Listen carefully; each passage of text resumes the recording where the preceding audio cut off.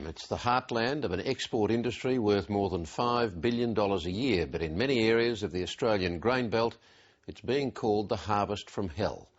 What began with so much hope after drought-breaking rains finally arrived in eastern Australia is now being washed away by widespread floods, while swarms of locusts take to the wing and drought claims much of the crop in Western Australia.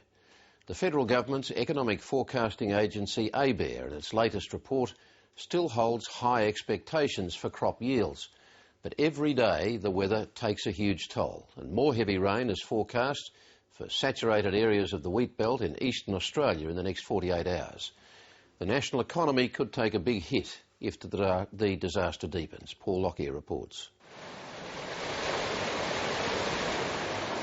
Every day the flood spreads still further through the New South Wales wheat belt. And in some areas you can't see the crop for the water. No, it's some of those places there'll be a complete wipeout, and I think we're starting to see now some properties where there won't be any stripping done at all, or what's left certainly won't be taken off simply because it's too wet and there's just been too much damage done. This disaster began unfolding weeks ago as storm clouds gathered over Queensland and northwestern New South Wales. Central Queensland was hit first. We started in Queensland. Before we even started to harvest, we had 7 days of rain, Paul. It rained for 7 days straight and it destroyed every crop at Emerald. There's nothing survived it. Harvesting contractor Bruce Estens moved south into New South Wales, but the rain followed. We'll have a 60-kilometre or 50-kilometre storm cell coming our way. It's just a tragedy. It's just a tragedy. Headers were left sidelined in sodden paddocks for days on end. When they could harvest, the crop lived up to all expectations. The wheat bowed over by the weight of the grain in the heads. After a long drought, here was a promise of a bumper crop. In some areas, the biggest ever grown. And the sad part is we dream about these crops. Every farmer would dream about getting a crop like this once in a lifetime. Well, we got the crop, we grew the crop, but whether we get it's another matter. Storms were followed by flooding rains, sweeping all the way south through the remainder of the wheat belt. The federal government economic forecaster, ABARE, is still predicting record yields in most areas, but wants to wait and see the full extent of the damage. Many crops will be lost. Others will be downgraded in quality because of water damage. That means where you could be looking at a prime hard quality wheat down to a feed wheat, you could be losing $100 a tonne, which is pretty significant, especially after a few difficult years for a lot of growers.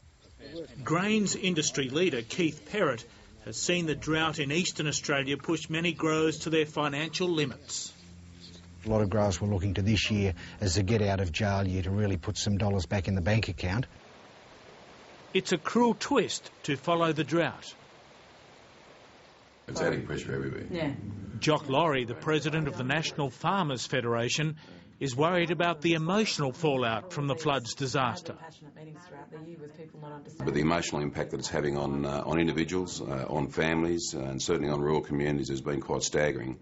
And I think the pressure that they're feeling now in some of those communities that are through the winter wheat belt now and seeing all this rain is, just really knocking the gas out of those communities. How quickly things have changed. For much of the past decade, Burrendong Dam near Dubbo in the central west of New South Wales looked like this. Stark testimony to the drought. Now it's overflowing. A dramatic transformation in the space of just a few months. We all know that we need to get water flowing through the system, and the only way that can happen, or the best way that can happen, is by rain events like we're having now. And that just refreshes the system and gets it going again. Now it's Western Australia that's in the grip of drought.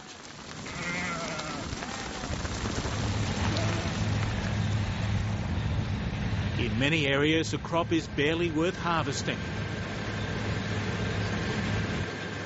Ross Stone won't even cover costs from this crop on his farm at Perrett, east of Perth. if we can continue on, it will take years to recover from the amount we've lost this year. It's a very substantial loss. You know, they've produced 14 million tonne of winter crop in the past. Estimates now are absolute best 5 million tonne. Some are even suggesting a 4 million tonne crop at the max. Hey. Hey. Sheep helped Vincent Hadlow through this drought year on his farm near Dangen in Western Australia. But he fears the worst is to come. Hey. Hey. See, when you're chasing a few dollars next year and they're not there from this year, you know, it's going to be shocking. And if it wasn't shocking enough in the sodden wheat belt in the eastern states, there's this to contend with. The biggest locust plague to come out of Victoria in 75 years. They won't eat the ripened grain, but will contaminate it when they're swept up by the header. And they'll devour any patch of green they can find.